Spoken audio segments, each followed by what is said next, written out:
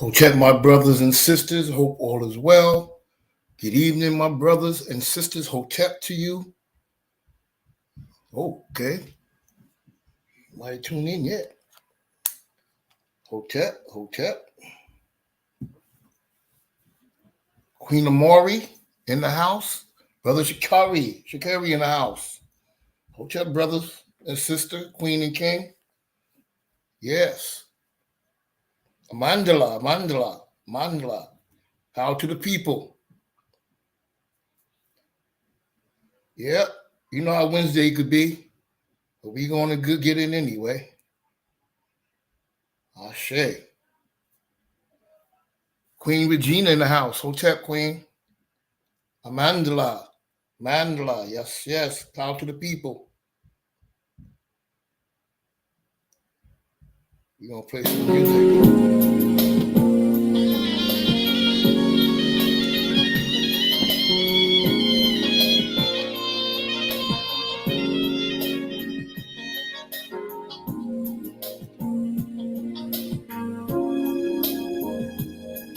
Brother Kamal in the house.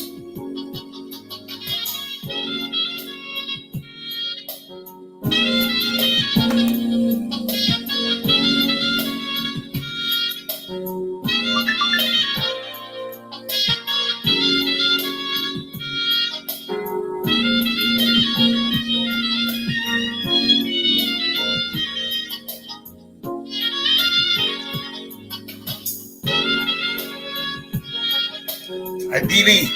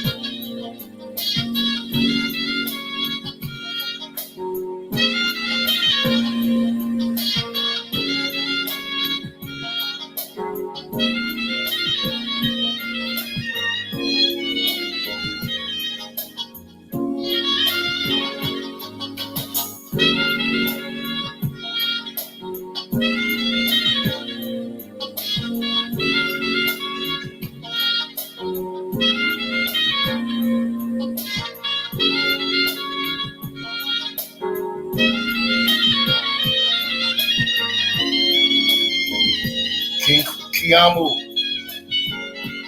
The faithful few in the house. Always the faithful few. That's all you need. Faithful few.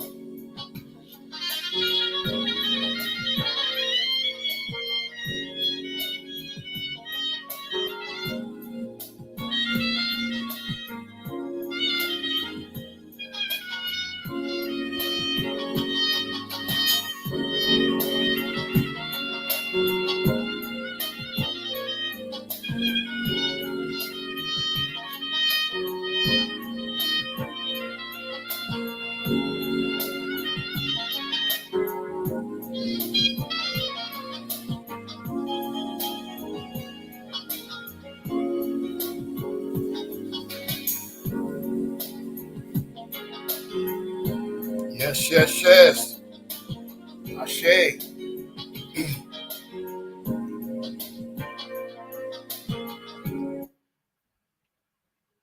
What am I looking at here? Some people.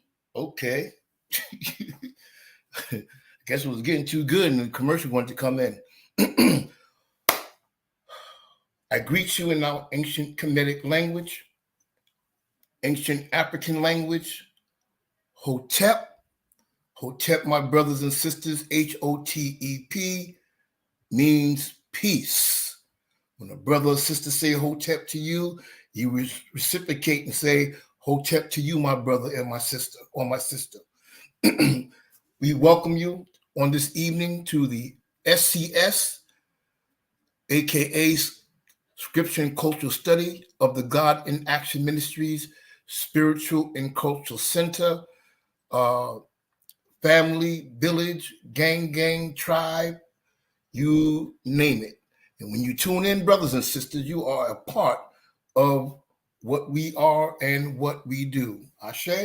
So we want to welcome you. We thank you for tuning in. We do not take your presence lightly. And, I was saying earlier about the faithful few. You see the names, the faithful few. That's all according to the story in the Bible. I say according to the story. It have great principles and has truths in it. Jesus, the African Messiah, Jesus, he had just a faithful few who just was able to impact the whole world. And we're still talking about this man, okay? The historical Jesus. We're still talking about him 2,000 something years later and talking about his few followers, 200 something thousand, no, 2,000 years later. I'm sorry, 2,000 years later, okay? You are that faithful few. All right. And we can reach and impact this world, save the world one person at a time, starting with our own family. I say, yes, it's the hardest area, but hey, got to start somewhere. Okay. Or to give it to anyone who will listen. Brother Chris in the house, Hotep. My brothers and sisters, I have tonight. And I thank you for your sharing and all that good stuff. And I have tonight a presentation that was inspired by this book that I put together, I compiled, that I created. Actually, I'm responsible for putting together 10 study guides, 10 books of study guides. No, it wasn't published, anything like that. However, but it was 10 of them throughout the year. And the presentation I have tonight is based on that one of them, the destruction of African or Black unity. It's time to unite. And I'm going to share this little presentation. It's a short presentation and give us time to have conversation and discussion. So after the presentation, I'm going to put the link up in the comment area. And whoever hits that link, who desire to come in and be live and be seen like I'm being seen at this time, you can come in. You just tap that link, come in. I'll bring you in, and you'll pop up on a video also with me. Okay, so we can have discussion. All right. So let me share this presentation with you, and we are in serious trouble because we have learned that there's strength in numbers. You know what I'm saying? United we stand and divided we what? Yes, fall. And we are in that situation right now. And so I want to know from you at the end of this presentation, what do you think we need to do to restore our unity, to restore our oneness, our togetherness, okay? Unification, all right? I want you to drop some jewels so we can brainstorm. And like I said, it starts somewhere, and it could start with our platform. It starts with our family. Start with the community, whatever. All right. So let me go in, brothers and sisters, and I practiced this a little enough to know. Let me see. Yep. Let me see. I want to know if you can see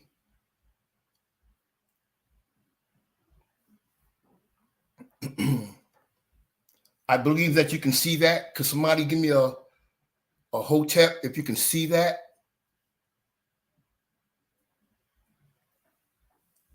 Or thumbs up or something?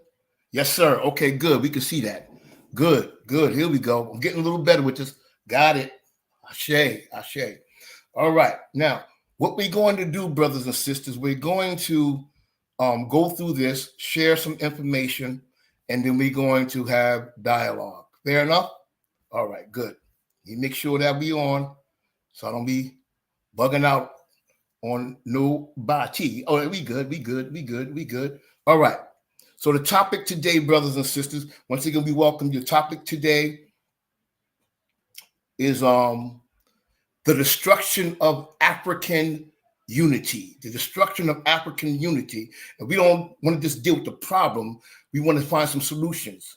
Okay, it's time to unite. What we must do. What can we do? All right. So here we are. Now, what I'm going to do, I'm going to go back. I have to show you where this fracture of our unity started. What's up, big sister? My big sister Denise, Hotep. Good to see you, big sis. I have to show you the original African, or black man and woman, and how we was brought down or reduced to where we are when it comes to our disunity, our fracture, our separation. Because we just not crazy people, disjointed people. We had thousands of years of help to get us where we are. And I'm just going to break some stuff down with you and share some information that you may know, you may heard of, or you maybe have never known. All right, let me share this.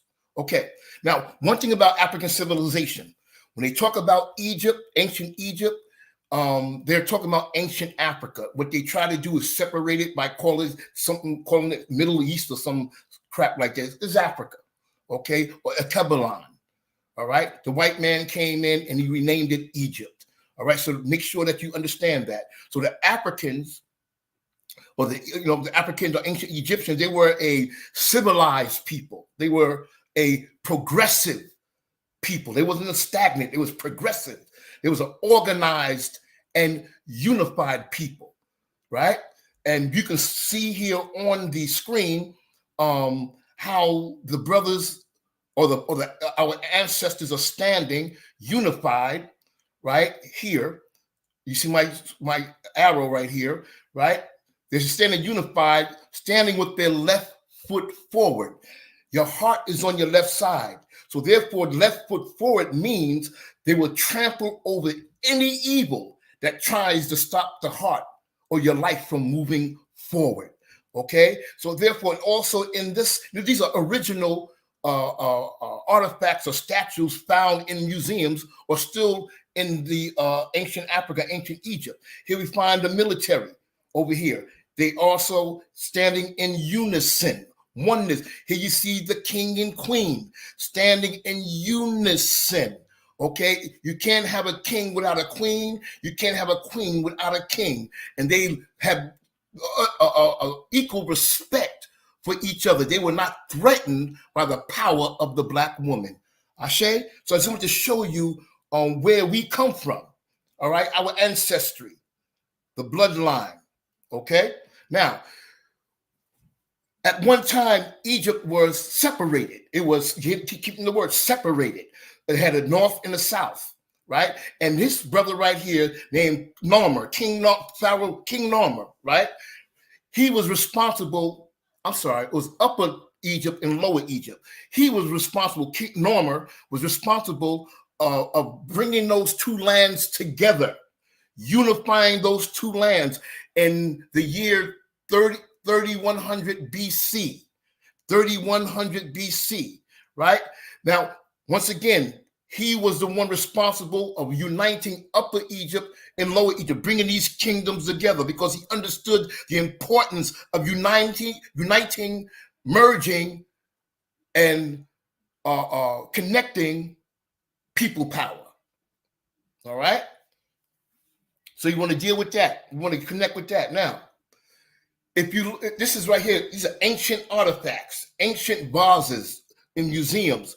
This is what is called the Narmer, N-A-M-E-R, the man I showed you earlier, right? He's the one he united Upper and Lower Egypt, right? This is called the Narmer Palette. This is pre-dynastic. This is real old, okay? Now you see him right here standing right here with what is called a mace. That's a war mace in his hand. You see that? See where the arrow's moving? And what he's doing, he got an enemy by the hair, and he's smiting his enemy, smiting the enemy, beating the enemy down. What was the message here is that African unity must be defended by any means necessary. The brother united the two kingdoms, Upper and Lower Egypt, and you see him here defending it by any means necessary. All right, just want to show you where we come from. Now, these are some dates that you need to understand, to lock in your brain, because this is where our deterioration started from. This is where it starts, okay? When the Europeans began to invade ancient Africa, Kemet, or Egypt, right? In 525 BC, the Persians, they invaded ancient Africa, ancient Egypt, right? And they began to strip them of their culture and their culture and their lifestyle and everything, right? And then in 332 BC, Alexander, they call him in school Alexander the Great. No, I call him Alexander the Freak or Alexander the Greek. They came in 30 BC, the Romans, right after the Persians, the Romans came in. And then in 639 AD, the Arab Muslims came in. See, nobody talks about the Arab Muslims. They came in 1,000 years before the Europeans came in and enslaved us from Africa. Okay, now all of these were enemies of African unity. This is where our fracturing and they're pulling us apart, and our disunity began when they invaded our nation. Like we always say, that when foreigners came in and connected with Africa, they never came in to benefit us, to raise us up, to connect us, to build us. No, it was always to tear us apart. I think I got the dates right. Yep, 525 BC, the Persians. 332, the Greeks came in. The 30 BC, the Romans came in. 639, the Arabs came in. Okay, let me go. Now I don't want to be here long because I want to have a discussion with you. Now let's go. Okay, now, and I'm still showing you the pattern here. In 1455, right? Pope. This is religion now. Religion's here now. Pope Nicholas V from the Roman Catholic Church, the mother of the Christian denomination, the mother of the Christian religion, the Roman Catholic Church. Pope Nicholas V, he sanctioned slavery. He approved slavery. Okay, millions of Africans, after he approved it, because the religious person was very well respected, had power. He had power, right? So when you sanctioned it, millions of Africans were kidnapped from the motherland, severed from the motherland, and dispersed around the European world. See what I'm saying? Dispersed, stripped, disconnected. You see this theme going through and going through. In 1492, they say that Christopher Columbus, his name is Christopher Colon, he so-called discovered what? America. Discovered something that was already there. All right. Now, when Christopher Columbus came on the scene, they don't teach you in school this stuff or your children. This started the engine that set in motion the transatlantic slave trade, or the Middle Passage, where 100 to 500 million Africans were stolen, separated, shipped all around the European world. They tell you about the Jews. 6 million Jews was killed by Hitler. Hey, life is life. I respect all life. But 6 million compared to 100 to 500 million is child's play. Child's play. And Christopher Columbus is responsible of setting that engine in motion for this to start. They don't teach us that in school. They want you to think he's a hero. Right? So while now he goes over there, all the ships are going over there, right? And they continue the separation process, even when they brought the captured Africans on the ship. The process of separating and fracturing, right, still continued. You can see right here, the picture on my right, right? This black and white picture, you see the boys right here sitting in front? You see the boys right here? Then you got in the back here. You see the back here? You can't really see it that good. If you really look close, the back here, that's where the women are. Women and girls are crammed at like sardines. And you have a place for the men. They separated them. They separated them, right? Divided them. They also divided those and separated those who spoke the same language, because they feared that they would begin to communicate and plan, unify, and start rebellions and revolts against their captors. Okay, so the separating process continued all throughout. That's the theme. And I'm showing you how we got where we are. They just tell you this is how we are. No. We got a lot of help. But on the ship, brothers and sisters, a lot of our brothers and sisters, our ancestors, they didn't go down easy. They didn't just like, okay, let's go along to get along. They don't teach you about the revolts. Study the revolts, right? In spite of this aggressive separation process that was done upon them, that was done against them. You have the African slaves. They fought like hell. They fought to the death to maintain African unity. You can't pray. You can't pray African unity back. You can't have prayer candlelight vigils. You can't protest it back. You can't march it back. You can't vote someone in to give it back. Are you hearing me, brother? So our African ancestors they tried everything. They had to fight on many fronts.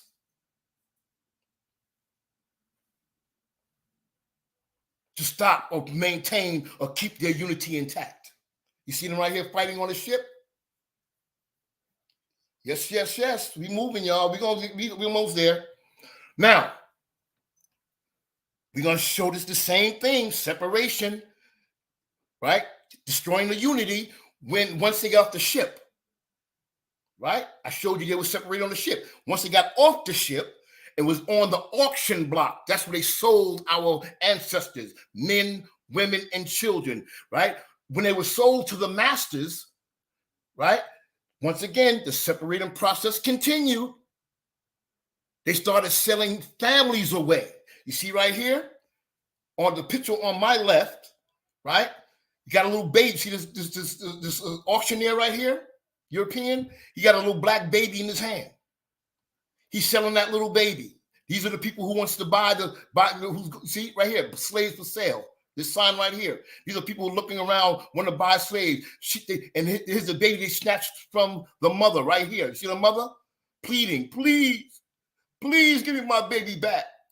Please give me my baby back. And they got it right here, holding it like it's a doll or a dog. And they said, shut up, you wench. Shut up, you dumb bitch. Shut up, you no good dog. Yes. They didn't call them nice names. And you got over here, picture on my left, my right. You see my arrow, right? What they're doing, the woman right here and the kids holding on to the mama, they snatching the man out of the family. They snatching the man away. You see what I'm saying? You see why the 70% or 80% of the homes and black homes, the man is not there. A lot of them don't just walk away. There is a concerted effort, a system, a white supremacist system that's designed to pull the black man out and keep the child and the woman vulnerable. You got to understand where this comes from. And it's not a black thing. We were socially engineered. Someone wrote a script out for us, and now we live in it. Because they wanted to divide and what? Conquer. Come on now. You didn't learn this in church. Now look at the Willie Lynch letter. Some of you understand the Willie Lynch letter. I'm saying, oh, you have read it. If you have not read it, read it. Willie Lynch letter, 1712. This is what he said when the slaves were sold. Now check this out. He says, I have a foolproof method for controlling your slaves. He wrote this to the white slave masters. I guarantee every one of you that if installed, so you've been programmed, brothers and sisters, programmed. If installed, it will control the slaves for hundreds of years or thousands of years. You must pitch the old black male. This right here is the method. Pitch the old black male against the young black male, and the young black male against the old black male.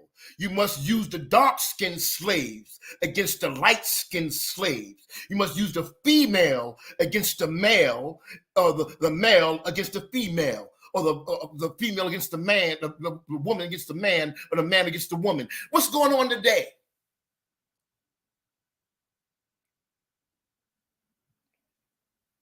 Everybody's divided because we have been fitted with a Willie Lynch chip. It says install this program and there will be control for hundreds of years or thousands of years. Then he concluded by saying, my plan is guaranteed. And the good thing about this is that if used intensely for 1 year, the slave will remain perpetually distrustful of each other. They will love, respect, and trust only us, only white folk. And that's why you don't go to no black mechanic. When you in trouble, you ain't going to no daggone black lawyer. You don't want to go to no black doctor. You don't want to go to no black realtor. Because we've been taught that we scammers. You know, we have a few people who are crooked. You got crooked people in every damn race. They got you thinking that all black people are crooked. So you want some good work, help, get some work, get some good professional help, go to a Jew, go to a white man, go to an Arab, go to a Chinese man. You know I'm right. But don't go to your own people because this program says they will love, respect, and trust only white folk, us. And y'all are in relationships right now. You don't even trust each other.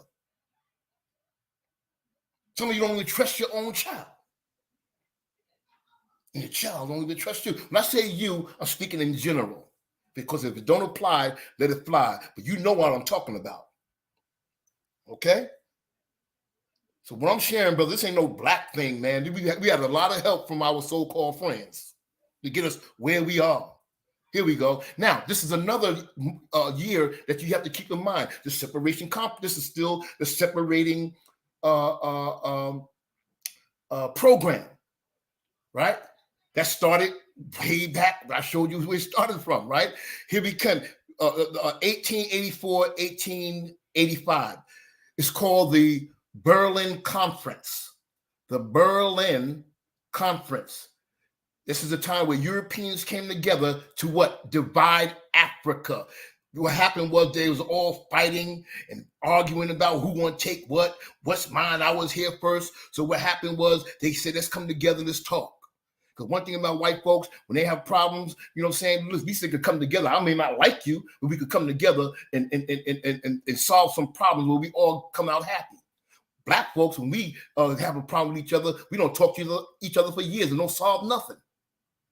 I don't have to like you. You don't have to like me to come together and do something that will benefit you and benefit me and benefit our people. So they came together at this conference in 1884, 1885. right? 14 European powers. And also, guess who was here? The United States of America. The United States of America. They came and established ground rules for the future exploitation of the dark continent of Africa. Future exploitation. Everybody's in Africa getting rich, but those who live on the continent poor as hell. How the hell are you going to be standing on top of all these riches and poor, and people don't even live? They go under your feet, dig under your feet, and they're rich. Africa's not poor. They show you these pictures of like they're in a ghetto, you know what I'm saying, starving to death with big bellies. They show you them pictures so that you would turn your back on Africa, so you would hate Africa. Oh, I don't want to go there. You know what I'm saying? But guess what? Other countries cannot live without Africa, and they're becoming rich, while those who live there are becoming poor. Because they had this plan in 1884, let's exploit it, let's divide it with all these European countries, white countries, right? And exploit it for future, you know what I'm saying? Let me slow down. You know what I'm saying? And they ground rules for future exploitations, right? They're doing that even today. So the Berlin Conference was Africa's undoing in so many ways. This was a powerful divide and conquer strategy.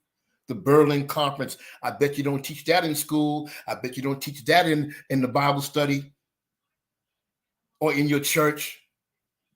But you know everything about Peter, James, Paul, and John, and the Romans, and the Greeks in the Bible, and the Persians, and the Hittites, the Kishites, the Hamites, the Noahites, and all these other people don't know nothing about what happened to our people.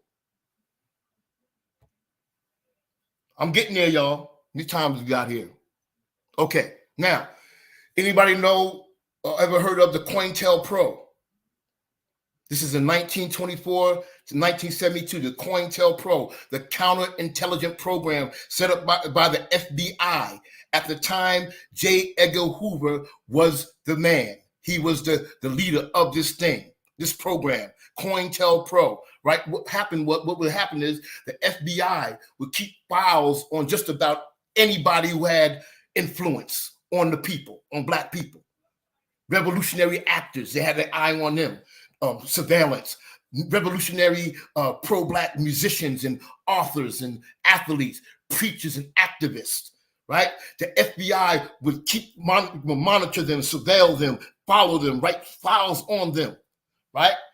And then once they know who they were, they would carry out destructive, hear me out, they would carry out destructive, divide and conquer, seek and destroy missions on these powerful people and these organizations. COINTELPRO. See the division again? Preventing African unity, Black unity, always attack against our unity for fear of us coming together and doing to them what they have done to us. But Black folks nowhere in history have ever did that. So it's a fear that they have, false evidence appearing real. They got them psychotic, paranoid, and worried. Now, let me share with you some of the stuff that they use, the strategies they use to divide and cause disunity among the Black organizations, these strong Black groups, right? It says this.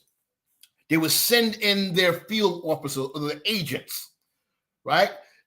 And they would have schemes to do what? Schemes to go into organizations, misdirect the people, discredit the leaders, and disrupt the people. Disrupt the organization or the unity, right? And this objective was to neutralize them, right? Or to make things difficult for them, or to destroy them. All right? So like I say, everybody who coming around you ain't for you, boy. I'm telling you. There's always a Judas in the mix. They would send people who look like us. All right? Look at that movie with Fred Hampton. Something Judas, something I forgot the name of the movie, something Judas. Came out not too long ago. Look at that movie. Right? Now, this document, the FBI document, the COINTELPRO document, it pointed out 3 types of methods they use to discourage or destroy Black unity in these strong Black organizations or among black people, they use infiltration. They will infiltrate, send people who look like them to, like I said, discredit, disrupt, and cause division in the organization. Okay? You know, there's always somebody like, why we got to do it that way? Why don't we do it this way? They make things difficult? Watch those type of people. Number two, intimidation. They will scare you half to death. Follow you. Call your phone and threaten you, threaten your mother, your grandmother, your father. Just make you stop trying to unify your people. Then they also use psychological warfare. What they would do was they would send out publication letters and newspapers. It was forged letters and correspondence, put somebody's name on it. Like, John, I would write something. I'm going to kick your butt. That's why I slept with your wife. That's what I'm going to rat on you, right? And they would put my name on it as if I wrote that letter to cause distrust, to plant the seed of suspicion and distrust among the group within and also other groups that they try to connect with. Do you see where I'm coming from, brothers and sisters? And here we got the other whispering, planting the seeds of suspicion and distrust in the brother. Because they are the puppet master. The puppet master.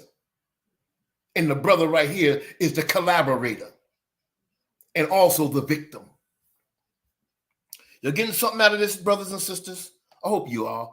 I'm going to skip. No, I got to do this. Marcus Garvey. You heard of Marcus Garvey? He was a black nationalist and the founder of the UNIA in 1920, the Universal Negro Improvement Association.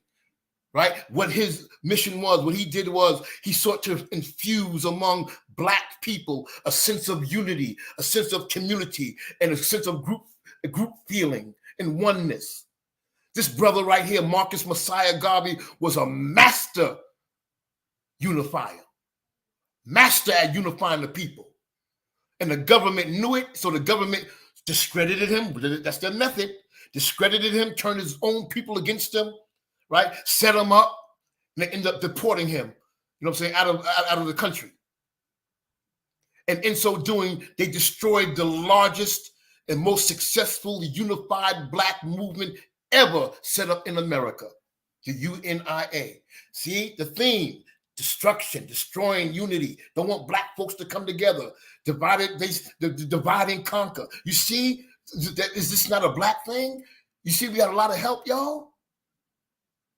Are you seeing this? It's Satan. It's the devil. Ooh, we got to cast the devil out. I rebuke you, Satan. No. You see Satan's right here. Ain't no invisible Satan. There's wicked forces out there. Yes. I'm talking about right here was not the Satan that they taught you in red skin and pointy ears and a pitchfork and a long tail.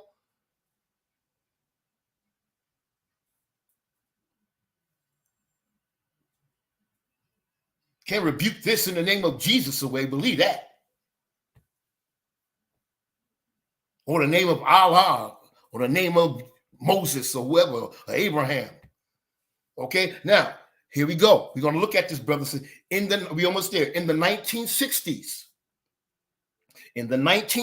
keep these dates, the black man and woman, right? We stood together, y'all. We was not always divided like we are.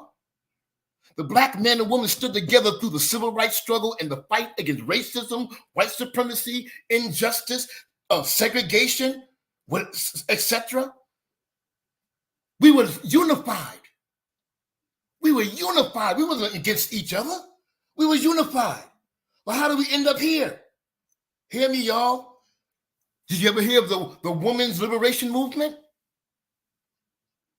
I think the early 1900s, the women's liberation movement, what you really need to call it is the white women's liberation movement. What was going on during their time, early 1900s, it was led by predominantly upper and middle class white women. Do y'all fit in there? Are you upper and middle class white women? So that was not your organization.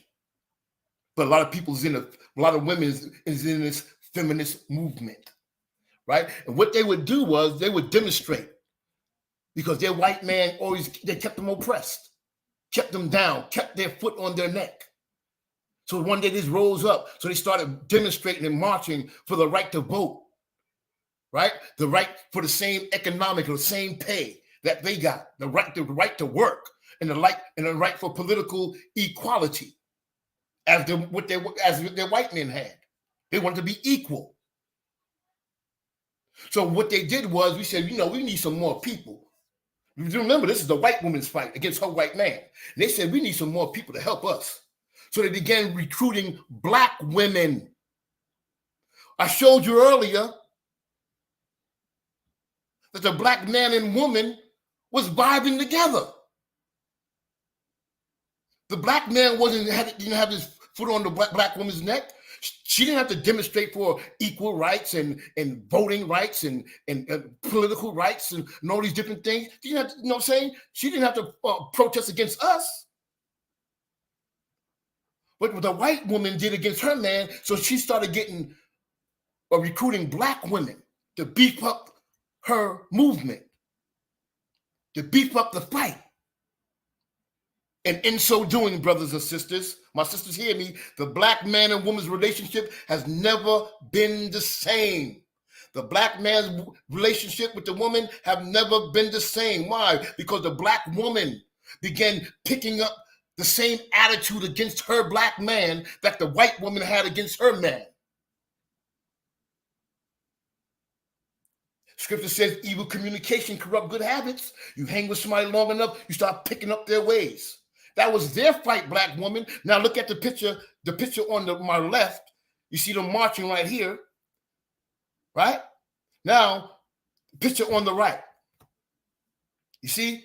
Black feminism right here. His black power, the brother got right there, black feminism. Now look at the hand that's holding her on a leash. You think you free. I'm my own woman. I do what I want to do. You know what I'm saying? Nobody don't tell me what to do. Look at the hand. What color is that hand that got her on a leash? And look what they're saying. Attack. Attack. Attack that black man. And it says, you go, girl. Let him know who's the boss. And that's when we find these reality shows, teaching our women, I don't need you. I got more than you. I can do better by myself. I don't need no man. You got young girls saying the same thing. I don't need no man. So you go out there and find a woman that look like a man. Hello. You need a man, and a man need a woman. See what I'm making? This is where our relationship, brothers and sisters, begin to deteriorate. Are you still with me? Did I bore you? No, I know I ain't bore you. Okay? Now, another area that's dividing and conquering us. I'm going to close off with this. Is religion. Religion. Got the three major religions. Christianity, Islam, is Judaism, Islam, and Christianity. The cross. It's creating division and separation, disunity among our people. We're divided because of different denominational beliefs, religious beliefs, practices, and teachings. And our disunity, our separation prevents us from coming together as one force to change the deplorable condition of our people. So religion. And what did Jesus say according to the book? The African revolutionary Jesus. He said, if a kingdom is divided against itself, that kingdom cannot stand. And if a house is divided against itself, that house cannot stand. My brothers and sisters, I remember we had a conversation and Queen Amori brought this thing out. And it was true. She says, we can't keep blaming somebody for our condition. We got to do something about it. Yes, what they did, they did. Yes, we can't deny that, though they try to deny it, but we can't deny that. And we have to include that in our conversation. However, it is our responsibility to rise up from the disconnected bones of the valley of dry bones. It's our responsibility to restore our African and Black unity. Nobody going to do that because they're afraid of it. Look how many thousands of years they fought against it. Who are you going to go to? The Democratic Party? Republican Party?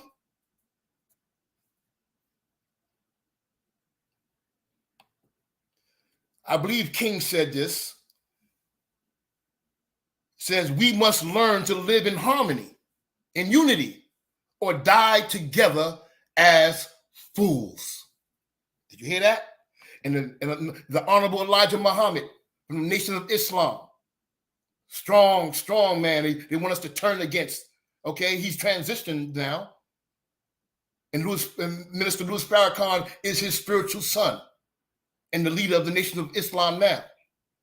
And Elijah Muhammad said, I think I'm quoting this right, he says, our unity is more powerful than an atomic bomb.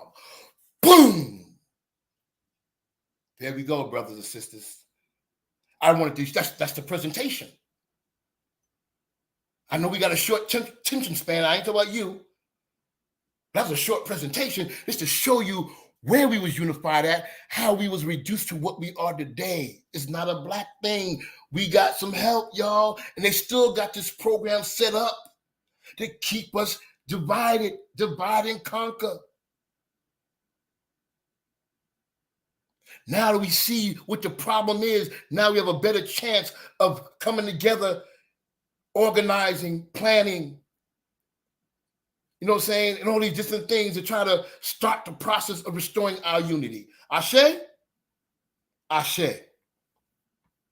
Ashe. All right. You're good? Yes, you're good? All right. You got something out of that, y'all? Let me know you got something out of that. Unless you went to sleep on me. Yes. Ashe. Now, Ashe, what we going to do? We got some time. What we going to do? You know what I'm saying? I'm going to put in the link in the comment area. Anybody who desires to come on board on the video, be seen on video. We're streaming on Facebook and YouTube. Right? We're still in the making of in the early phases of all of this. So anybody want to come in, just tap that link I put in the comment section. You can come in. I can bring you in. This is to share your thoughts and your opinions, not to try to congratulate me or say, "Oh yeah, you." I want you to hear your view. If you agree, you agree. Some things that I didn't say that you could say, because you can't cover everything. I have a lot more, but I can't cover everything in one night. There's no way in the world I can cover it in one night. You'd be here all night. Okay? So what I'm going to do, I'm going to, okay, copy, put it in the link, paste.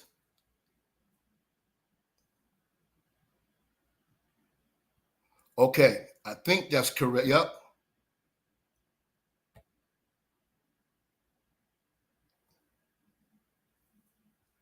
Now, if anybody hit that link, y'all can come in if you desire to. You're not obligated to, but I would love to have some people come in and share their thoughts about the subject or the topic.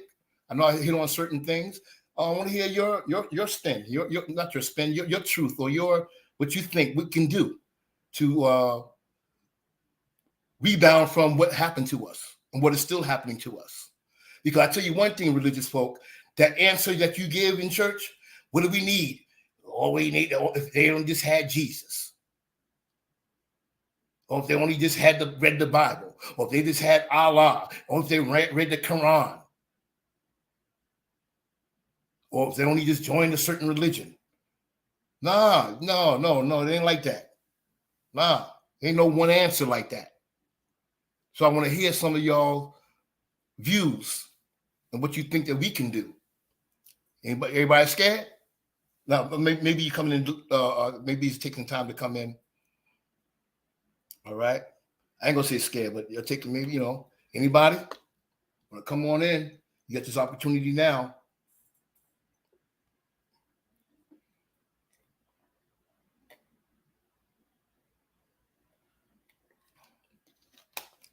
Okay.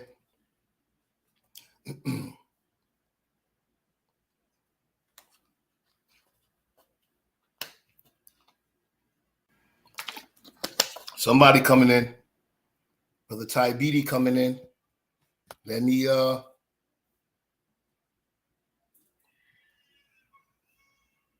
second, King.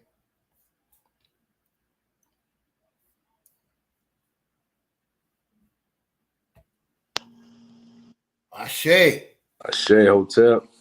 Whoa. Let me Hotep, King. Hotep. Yeah, really. Hey, can you hear me clear? Yes, sir. Yeah, I can hear you too, King. Yes, sir. Ashe. Welcome, my brother. Yeah, brother, what you got for us, man? Man, unity. In order for the black man and the black woman to unite, first we got to understand who we are and start to love each other instead of hating on one another. Mm-hmm. I mean, only way we're going to unite and start building for self, building schools, education, economically, financially. Unity is going to take a lot of work, but first, love for self first and understanding who we are. That's the first thing, a psychological Yes, sir. education first before we move into any other thing. Ashe. Sure. Appreciate that. Brother type Kemal. Hotep. Kiamu. Hotep King. Oh, okay. You sounding good, man. Yeah, I figured out that I had to because you're using StreamYard, I had to X out of the Facebook. So I'm just on StreamYard. Okay. So that's why the echo, because I had both open before. Okay. So, yeah. Hey, what's good, man? What you got to share, man? No, it's this thing that we talking about is multifaceted, but one thing with human nature, whatever's presented, first of all, the people have to see a benefit for themselves, just based on right or wrong, that's not going to work. I mean, even as I look at history, you spoke about lower and upper Egypt and how it was connected.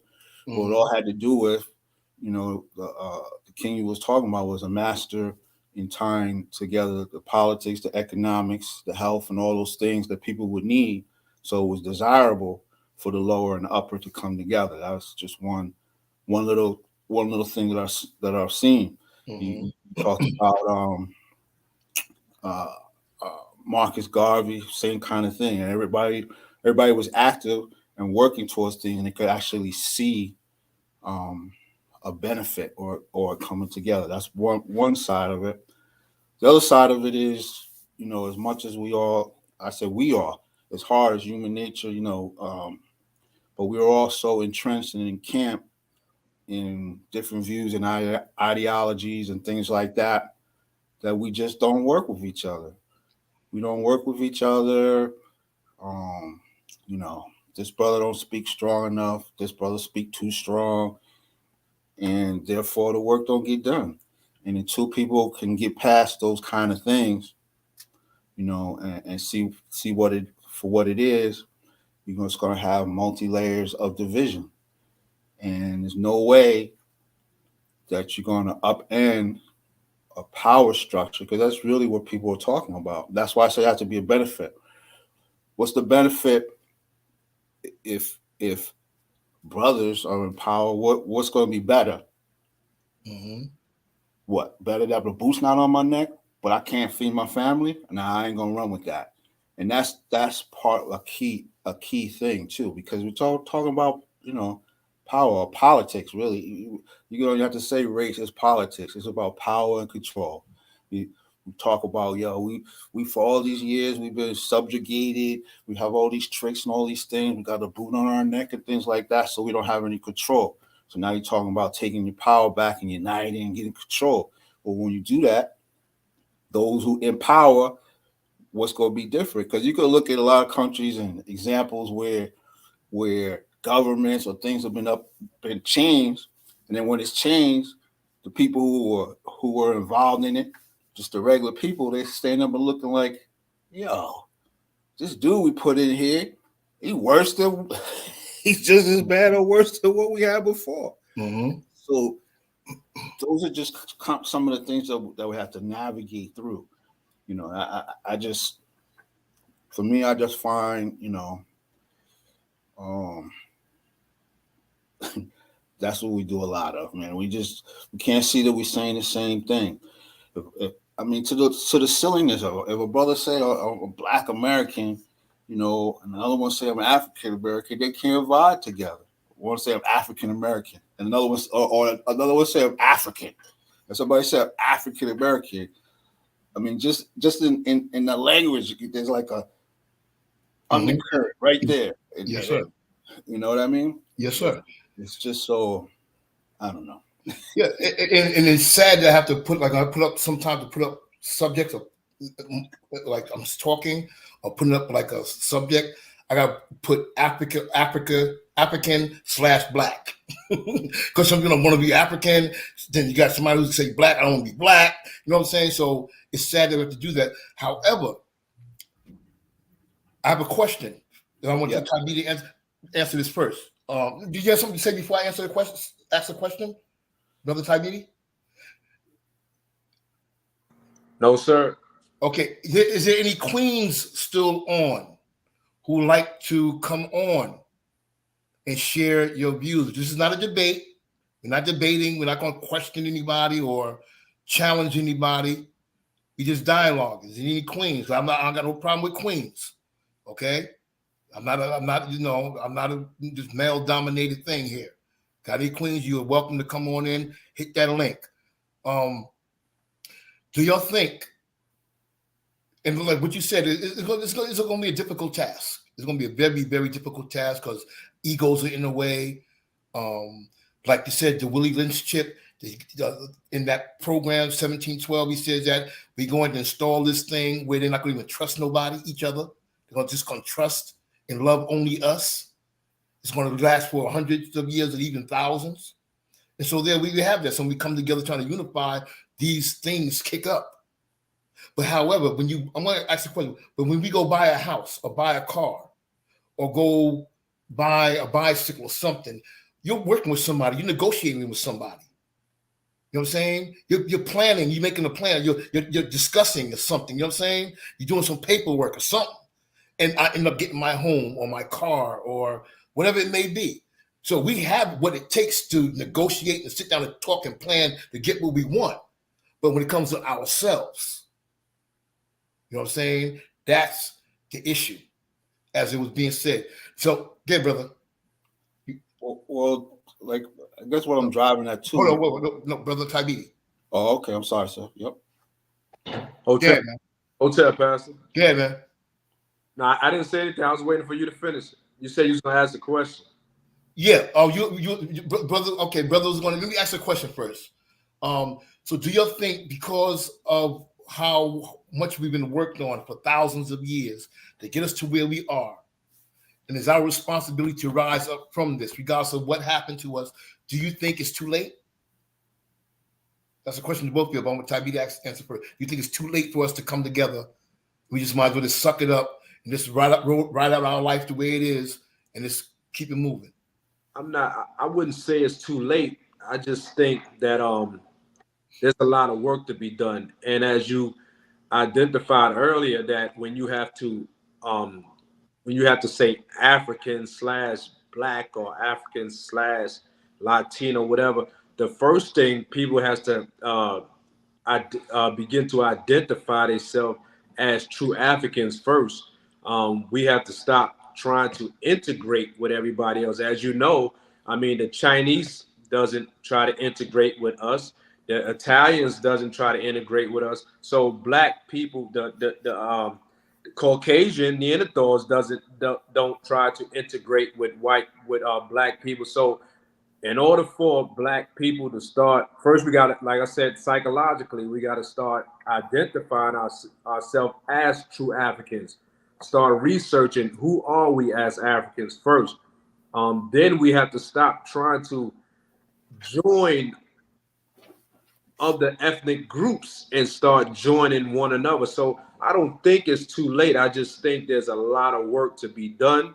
And the more work that was the 400 plus years that was put in, as we're taught that it's going to take that much longer. But the longer we continue to not identify ourselves as true Africans, the longer and harder the work is going to be. So to answer your question, I don't think it's too late. I think it's just more so of getting away from what we was taught and getting back into who we are and who we supposed to be in order to get to where we need to be. Ashe. Ashe. All right, Ashe. All right, brother. Kiamu. Yeah, it's not too late. I believe everything is a process, first of all, and we're in the process. And I think a key, for one, and one of the reasons I said, I stand with you, because the importance of this platform and the teachings to bring people to knowledge that they do not have. But most importantly, what you always stress too is, one, like you said, well, don't just believe me, do some research. Mm-hmm. In other words, seek and you shall find. Mm-hmm. So before we have people who just accepting narratives, and we building people who are going to have a better outlook of themselves. Mm-hmm. God made me black on purpose. I'm not junk, right? And there's a history that I may not have known. So we have to give that to the people. And when they go and study, they'll go further. Because we got to go further, than just, like, I'll go back to it. It's got to be further in a different kind of setup than just black or even African. Mm-hmm. Like you said, studying and just my life experience, talk with Africans. Those, Africans, they identify themselves Africans, a lot of them, Mm-hmm. because they know I'm trying to find myself. But they're not Africans. They're Guyanese, they're Ethiopian, they're whatever. I had this conversation with another brother. There's like 50-some countries. Like United States is a country, Canada, and Mexico. So I don't, somebody born here doesn't identify themselves as a North American, or I'm from the Americas, and include all the countries of Mexico, Canada, United States, Brazil, all these countries in the Americas. So that's part of it too, because there are those, they can't just run with narratives. So being able to tie all these things, there's so many people that have no clue about themselves, or they have such a poor self-image. It's important that these building blocks and this awakening of selves, so they can go to the next level. And you mentioned white folk, so I don't even have to like each other. We could talk about the war that's going on now, and you got two groups. They happen to be white, but don't matter really what color they are. And all it is they're having a power struggle, and a lot of stuff breaks down to that, and breaks down to who's in power, and that's a lot of how I look at it. When you look at one side, you got the United Nations. They're a bunch of nations, Africa, the countries in Africa, because of the onslaught and attacks, will try to do that in various ways. Some more successful than others, and that's just what it is. Here in America, to get to that, people first have to have some semblance of self, and then they're gonna pick sides, and it's going to be based on preservation, worth, what they see as worthy. It's not going to be based on other things. This is my understanding. I thank you, because I did dig, taught me to study. You mentioned the Jews. The Jews are so powerful because they don't matter who you are, what color you are. They align themselves in positions to succeed as a group. They're unified in doing it. If it's the slave trade, they'll take part in that. You shut that down. Oh, but I got access to the gold. I'm going to be in the mine, so I'm going to be jeweler. Whatever the case is, and they're unified. they have their community, they have their hospitals, and they have their history. They know their whole lineage, and they tight. And Okay. Okay. Is it possible for Black folk to get to that? Yeah. Okay. You know, I think, I know it gets me, it overwhelms me when I think of unification on a micro level, on a large scale, like unifying with Africans all over the world. That's a Pan-African. When I think about it on that level, and there's people who are on that battlefield. When I think about it on that level, it overwhelms me. You know what I'm saying? So that's how I have to look at it as on a micro level. Okay, when unification starts, though it's difficult with this platform. Right. We have the opportunity to unify people. We're unified, so therefore we got something that we can unify each other with, and also our families. I think families are one of the most difficult ones to unify.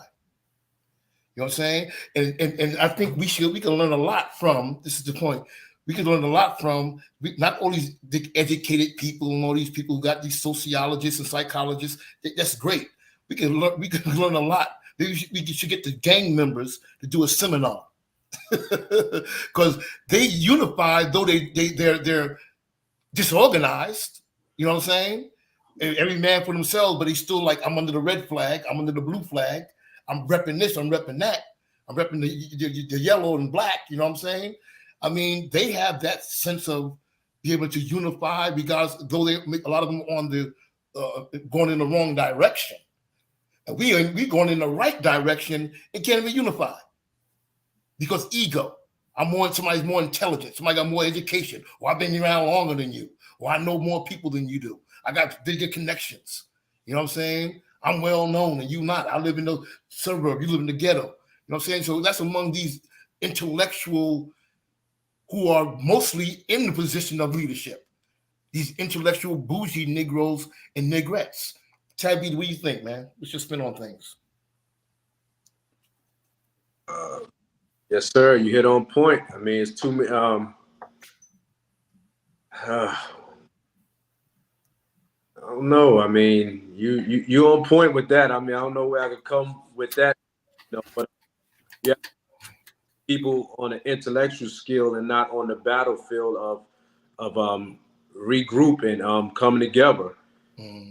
As we talked before, stop supporting the economics of the white power structure. Start spending within self. Start saving. Start building.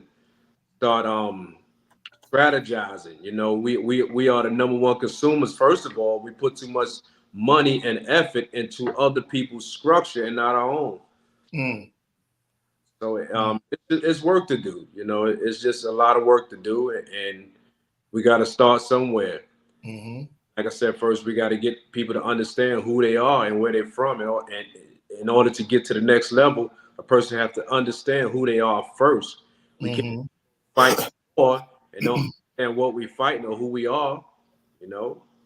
So, okay. You made a good point about the gangs, and I will push to say further. When we talk about unity and moving forward, in my mind, I'm not overwhelmed with any of it. I don't know the spirit. I just feel the spirit. It won't not like use them examples. It's not until you have those who are educated, sounding and talking a certain way, bougie label, and the gangbangers can hear each other that they're saying the same things. Forget about it. So what I look is the energy and just see when and how close and how much those things are coming in line, because there's no way, just because it's so many levels and so many ways to attack this thing, and just because a person's on this track doing what their gift or what they can do from whatever position they're in does not mean that they're not with it. And it's funny because I was having this conversation with somebody else. Now you look at real quick, you look at Donald Trump and his cronies. What they were doing, white folk, in a unified effort was to take power. They tried a coup, basically. They tried to take over the government. And the only way Donald Trump could do this is he had people from all walks of life, poor, trailer park trash, military, educated, militia, professors, all kinds of people Okay. in positions. Okay, what's the point? He had all these people in positions ready to make a move on code. So us as a people, we're not on code. We look at each other and can't see. All right, well here's I always had this conversation. It could be somebody in government, bougie, educated, a little bit outside of trash. Or one. How about the brothers that don't even, because they got a little mix. They don't even call themselves black. They selling out. I don't. For the movement to be successful, I don't worry about the 95% or the 99% of all their actions that they do that sell out.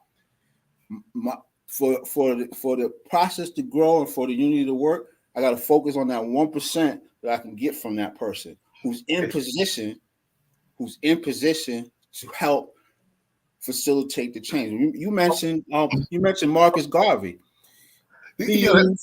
At the time when he was making economic moves, he had to double and deal with some white folk in certain positions. Okay, good. Let me just start right there. You named some good people, and what you're saying is good. Now, let's bring it to us. What can we do? That's the map and the blueprint. Not Trump. No, that's the map and the blueprint. If a clown like that, how do you do that? Okay, you have to study that because there had to be something. But it had to be something in every case that people are attracted to. He laid out benefits.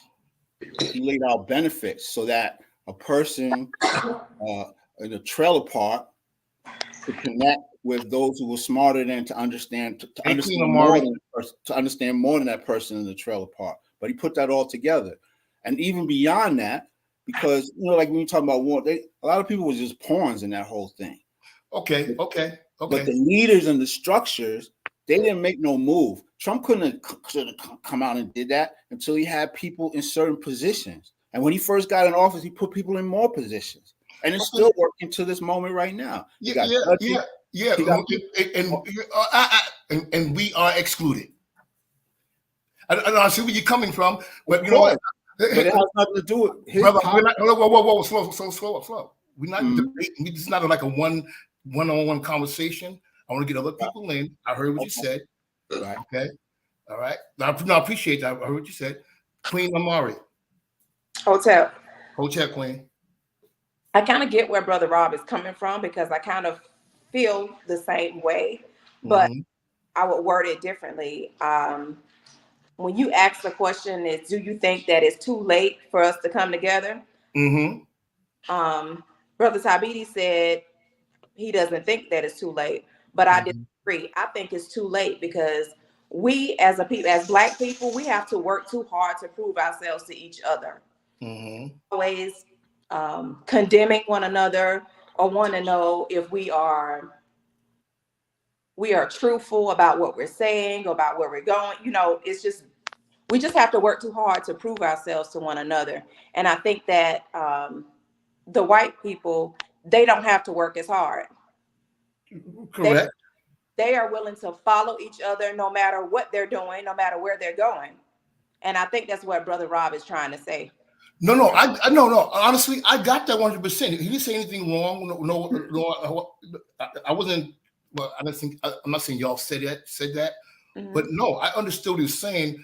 But I'm saying that we know that white folks do all these great things, right?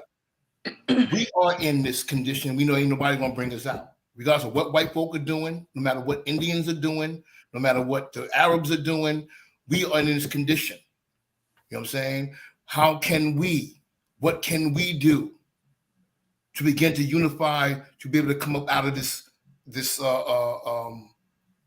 this indigence, this deplorable condition. I mean, basically, me, I don't think that we are doing or we can do anything that we haven't already been doing. It's just consistency. We do a back and forth, but consistency is key. Mm-hmm. Doing what you're doing and be very consistent about it. And people will start to fall in line, fall on board behind you. But when you're all over the place, it's hard for somebody to follow you because they don't know if you're serious about what you're doing. Mm-hmm. Okay. Good, Brother Rob. I'm sorry, was you finished, Queen Amari? Yes, I'm done. Good, Brother Rob. What Queen Amari alluded to is what I was saying when I speak about it's a process. And going back to what we said, brother, this is generational. This ain't gonna jump off in our lifetime. And that's why, again, like I say, I stand with you in getting this out, because this is the energy, and this is the energy and the cause and the direction of what's needed now. Mm-hmm. What's needed to start to help break down the barriers that Queen Amari alluded to about how we deal with each other. So when you, I think you asked the question too, like, what can we do? I think one of our charges, or when you say what can I do, what can I do, is how that dude does seem like he ain't got nothing to do with our community. How can I connect him a little bit to this information? Brother, that's banging and they don't want to hear none of this. All they want to know about is how to get the bag. They don't care about nothing. They got one love for their color. And those they're brothers. How do I get them to? How do I get them to this information that's going to help bring them together so they can see and hear that they're in the same boat. It don't matter where you live, what things you got, and all that stuff. We're in the same boat. Mm-hmm. And that they can see that and hear that they're speaking the same language. You talk about our great, some of our great scholars and teachers that we want to go to, they'll tell you in a minute, and you have too. Education is key. They went through, got their little degrees or whatever, and then because that education wasn't complete, and they are the great scholars and teachers they are, they went further. They taught themselves. It wasn't like they just totally like self-taught, or they did. Then they'll tell you in a minute, you don't just throw. If there's something that's good, you don't just throw it away because he had his hands on it. That's insanity. So those are the kind of things that get in our way, that we have to muddle through. Queen Amari, she articulated that's a real struggle. And I was just pointing out little simple things. We talk about African. I could take that in. I understand that. I get that, but even just that simple little concept, people are gonna take that in all different kind of ways, and then we're all broke down. I'm in a way I'm even guarded because you're speaking and teaching in a certain way. There's more, which there's more, so that more can take people away, take them in other directions. Mm-hmm. And that's a struggle. Mm-hmm. Now, and when you said, what can we learn from Donald Trump? Well, those things that take you away, those aren't the things you focus on. Those aren't the things you work with. You find the niches and the things that do unify and bring people together. If trying to put a label, like he stayed away from certain labels, unless it was a label that was going to unify the people together. That's what we can learn from him. So that's where we had all these. I mean, how do you have even some foolish black people in there? I mean, he would do little things. What do you got to lose? And someone would say, "Hey, yeah, what do I got to lose?" And then that's all he would tell them whenever he see them around. Hey, what do you got to lose? Over and over and over again. But he had this big group of people that were in there, so that now they're moving. That was a strategy. As much as I hate him, but you that's like evil genius. Okay, I see. Like, I understand. Like, people, you see people, and he did that on a political level. You know what I'm saying? And Elijah Muhammad tells us to study the Jew. Mm-hmm. You know what I'm saying? Because the Jew has a culture, their nationality, their nation, their people. They have a tradition. they have customs, they have practices. So that's like it's similar, you know what I'm saying? It's basically similar to Africans because what they're doing, they've got from the African, their organization and all these different things and coming together. To be honest, they got that strategy or that connectiveness from African people. We mean African people. Well, we was the first one on the earth. We brought all that to this land. We brought the blueprint to civilization. And everybody else that got what they're doing, government, military, arts, everything, science, mathematics, it got from us. But they're outdoing us with it now. You know what I'm saying? Because we have like the Masonic brothers, like Hiram Abiff. He got hit and struck in his head and was taken on a westerly course. The brother, you know what I'm saying? He lost his mind. You know what I'm saying? Forgot where he came from. You know what I'm saying? So Donald Trump, I'm not going to just Donald Trump. He did things, but you know, yeah, like I said, I'm not against, you know, but you know, I really get brother type. What you want to say? I'm just listening. I'm listening. Yeah, I believe we are so far gone. I believe it appears that it's hopeless. There's nothing we can do. But I go back to looking at the tribes in the street. They're doing it. Like I said, they're not on the right path, but they're unifying. You know what I'm saying? And they're all over the states, all over countries, representing the same flag. They're not as connected as they should be, but they have that idea. They're repping. Okay. Another thing, it appears to be impossible or a waste of time, or not a waste of time, but too late. Look at the churches. I look at a mega church. Look at churches. They're unifying people. You know what I'm saying? And the focus don't have to be, I want to unify with the Nation of Islam. I don't want to unify. No, you can start unifying in your own house. That's still unifying. So therefore, we still have the skills to unify in a land that did all these things to us. I just showed thousands of years of it, but we still have pockets of people who could put 30,000 people together on a Sunday and teach them nothing. You know what I'm saying? So that's why I said when I look on a macro level, it overwhelms me because when I look at it like, damn, how are we going to bring all this stuff together? That's heavy, you know, for me. So I'm not on that macro level. I'm on the micro. Like, okay, how can we do it in a smaller, a little more larger, working outwards? You know what I'm saying? That's where we are. That's where I am. That's where this platform is. We unifying, regardless of how many people there we're unifying. What is it that's causing us to unify? It had to be something that's drawing us together. And we find people with like minds. We're not the only ones with this mind that's attracted to what we're unifying on. We're not the only ones. We find people with like minds. You know what I'm saying? And how do you find out? By inviting people, by conversating with people. You know what I'm saying? Let people feel like they could be a part of something that's very positive. Not a negative gang, but it's a positive thing. And this is how we do it. So I believe it's going to be difficult as hell. It is difficult. I'm 19 years in, 20 years in, but 30 years in the business. You know what I'm saying? I'm just saying like 30 years in, but really like as a pastor, I'm talking about 19, 20 years in. And it's difficult. It's difficult to get 10 people together and keep them together. 20 people together. Because Negroes have been worked on. You know what I'm saying? But if I did something that was negative, get a whole bunch of people. I was talking filth. I can get a whole crowd. We've been twisted. And that's why it's so important. That's why I'm going to let somebody else talk. That's why it's so important that we, the faithful few, you know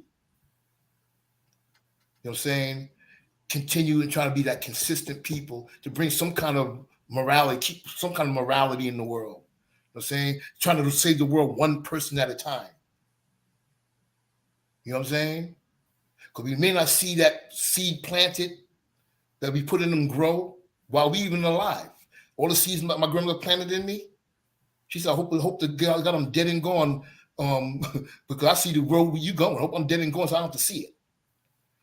Now that she has transitioned, she don't even see the seeds that she had planted in me back then. They didn't germinate when she was alive, but this is a product. You know, not a perfect product, but so it's planting that seed, in the faithful few. Jesus had the faithful few, according to the story. So I think I don't think it's too late. It's showing up appears to be too late. We messed up big time, but somebody out there can, somebody else could be salvaged, or rescued. Somebody. And one life is just as valuable than thousands to me. Yeah, Brother Ty, what you had to say? I'm talking, you said the intellectual part, and there's a lot of intellectual masturbation going on in this world. A lot of people are preaching and teaching, but not everybody want to stand on the battlefield, to become, it's said, I've heard, I think it's our brother Johnson, he said, if you organize a little, you get a little, right?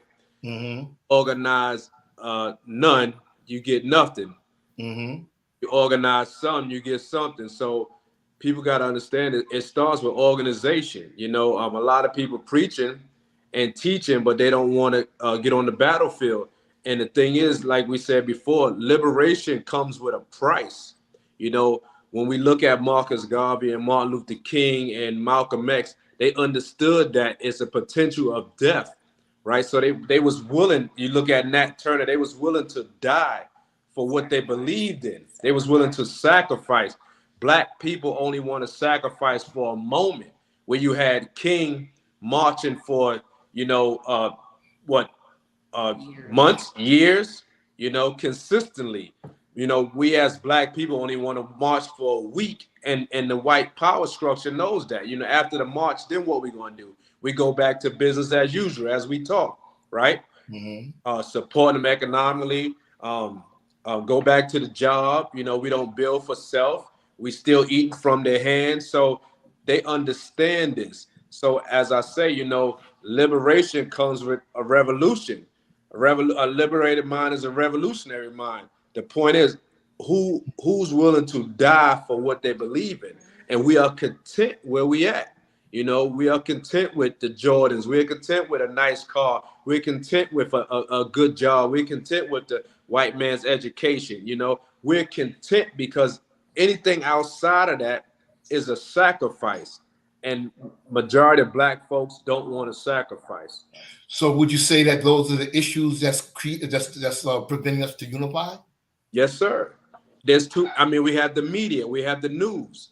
We have things that's infiltrating everything that's not of us, that's not of African people. As we say, whoever controls the media controls the mind. We got all these TV shows, Housewives and Hollywood Husbands. We got all these portrays of what an African looks like, what's supposed to look like. And we buy into the stuff. It's entertainment. So we are so entertained that we are away from the struggling mindset of saying, listen, this ain't who we are. So how can we unify? And we are so much entertained. We'd rather be entertained than obtaining the things that we need in life to get out of this struggle. We could sit and continue to blame them. They did a successful job. Now it's our part to try to undo it, but we don't want to work. We want to work for someone, but don't want to work for each other. That's the problem. So when we begin to start working for one another, unifying, organizing, maybe we can undo this thing. I can see it happening, but first it starts at home. Our kids are struggling. Why? Because the parents don't know. They're not teaching. The schools are not going to teach. Why would they? The question is, why would they enslave us for so long to teach us how to get up out the mess? So we bought into it. Like I said, we're being entertained. Sure. So when we get away from the entertaining mindset, we can undo this thing, Pastor. But until then, we want to be entertained. Everybody is a role model. You know, we are taught that all we can do is play sports and entertain and act a fool on stage. We ain't taught to build for itself, economically spend for self. You know, we talked about the Jews. Like I said again, every race, every ethnic group, they build for self. We too busy trying to fit in instead of get out. We want to fit in with everybody. Nobody want to fit in with us.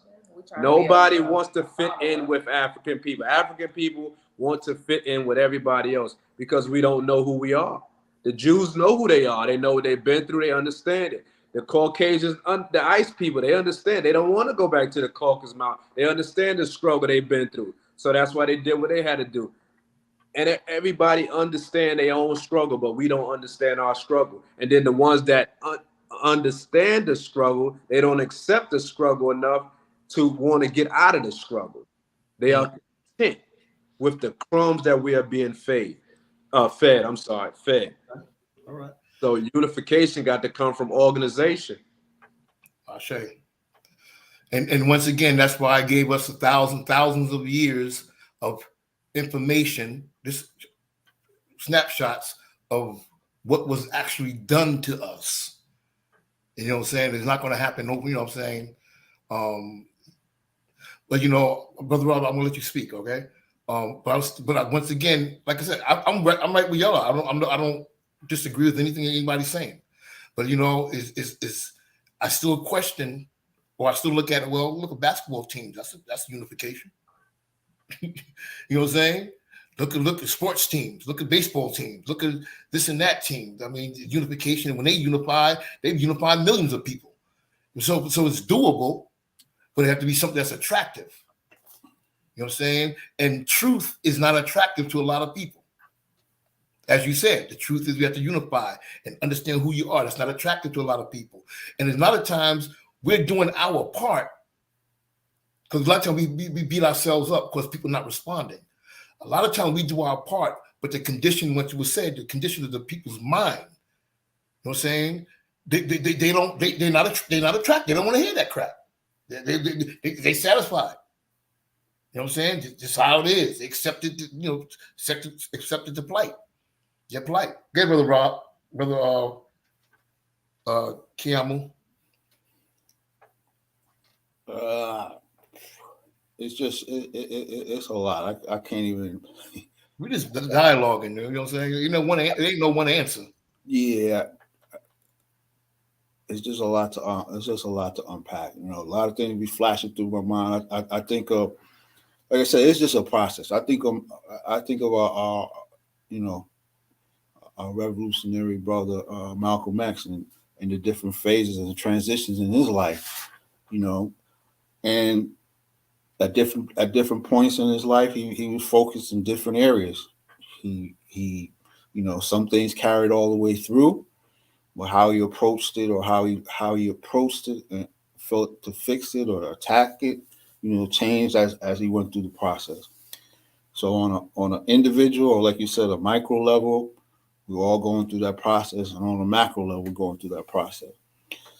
So for me, just the way I'm built, for whatever reason, it's hard for me because sometimes, like I've shared, like a little example, sometimes I can hear stuff or see stuff, not that nobody else can, but it affects me from little boy. Mm-hmm. How the Jews and the Muslims hate each other so much, and they believe the same way, they eat the same way, they believe the same about their hair. So I see all the things that are the same, but they at their throats killing each other. Mm-hmm. That's just one example, and it's like that with all of this for me, over and over again. So I have to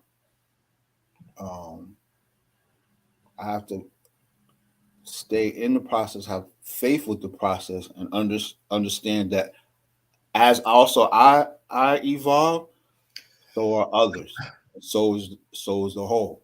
Just like I have the examples, and thanks for the teachings over and over again, examples of a brother like Malcolm X, and going in and studying and reading his words and others around him, things like that, and going back and being reminded, because I was born then too. I was a young person, but I was alive and understanding the evolution of all these leaders, the Panthers, all of them. You know, connected with people who were on the front lines in the '60s who are still alive, and have sites and things like that, and talk about their experiences. It all helps, and you know, shapes my process. It's not an easy process, you know. For me, I want. There's no reason that anybody should, you know, in this world should want. People want and are suffering because people are taking advantage of others. You know, and when we break it down, we know that people who look like us have had that done to them more so than not. So, have things changed somewhat? Yes, and that's what makes it more difficult, because it's not the same as it was when my father grew up. It's not. Things happen that would not happen. You know, does that make it right? No. Does that make it harder maybe for a mass of people to turn out? Yes. That brings it back to basic. Yeah, I can be, you know, gang. What's the benefit? Like them young bucks, you talked about the gangs. The benefit is they can unify, because them brothers, yo, I'm gonna get the bag. I'm gonna get the bag. I'm gonna get the bag. This is my gang. We gonna get the bag. We about getting the bag. We got alternative ways to get it, but we about getting that bag. So, you know, I don't know. That's just how I look at it. Again, I'm adamant and really push and stand with this, because this is the way I understand it. I'm thankful that you've been unchained as a gateway to open up people's minds, to get them to start reading, get them to have some self-worth on a micro level, and that will branch out organizationally. I pray that, you know, organizations will start, you know, being able to see and focus on like goals, regardless of whether they're like-minded, like-believed, live the same lifestyles, come from the same side of the tracks, have the same things, you know, because that's what unity really is. You don't have to come from the same tribe. We talk about Asafa warriors, and throw those things. Asafa warriors, that's not one country. That's no such thing. Asafa warriors is a bunch of tribes, or you could say countries. And Asafa warriors is basically like how United Nations, what they do. That's what the Asafa warriors are. They're warriors from, you could say, let's say if you took Brooklyn, Queen, everybody had their crew, but each place that these people come from, just like United Nations, Germany, United States don't run Germany's politics, laws, culture, nothing. But let somebody come up against the United Nations, then they all come, troops and people come. That's what the Asafa warriors are. They're standing armies in different tribes, and one has no dictation or nothing on the other. Other that they had to come together in a common cause to fight a common enemy. That's it. You know, but we can't get that. We haven't got that yet. You know, so I'm hopeful. I say, and I purposely didn't, Brother Tybidi. You want to say something? We're gonna have like closing remarks. You want to say something? Yeah, not on that. I was just, my mom's was ringing in. Okay. So. Yep. But we about to close out, so you might have some closing remarks. I'm good. I mean, it was good. All right, brothers. I appreciate y'all coming on and dialoguing. And this, we still in our baby stage. You know, the video chat thing is looking good. It's coming out good. Looking forward to some more more stuff like this and different, experts or whatever to bring, you know what I'm saying, to present certain things. And anyway, thank y'all, man. And let us start to work with us. Okay. Continue to start to work with us and try to connect with people, with like-minded people, men and women. There's people out there. Mm-hmm. Just like our mind was connected, it wasn't connected right away. Took some work. Yes, And next sir. you know, bam, here I am. I'm not saying with me, I'm talking about with truth or with the desire to open up the minds of our people to do what? To put us on the same page so we can unify and accomplish some good things. You know what I'm saying? We came together with the, so it's possible among us. You know what I'm saying? And let's work with us and try to get people like-minded people to come on board with us. You know what I'm saying? And it's not a religious thing. It's not a church thing. You know what I'm saying? We don't promote it that way. You know what I'm saying? It's brothers and sisters who want to, influence their people, help their people, elevate their people, and then come together and try to do something that's impactful to people who are less fortunate, for people who are less fortunate. You know what I'm saying? So, yeah, that's what I got, brothers and sisters. So if I got a closing remark, you can share that before we close out. All right? Sure. I guess everybody know what to do. Hotep, my brothers, Amandla, power to the people. Black power. Appreciate it, y'all, man.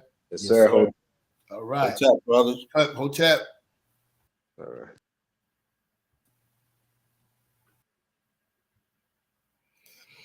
We out, y'all. We out. We out.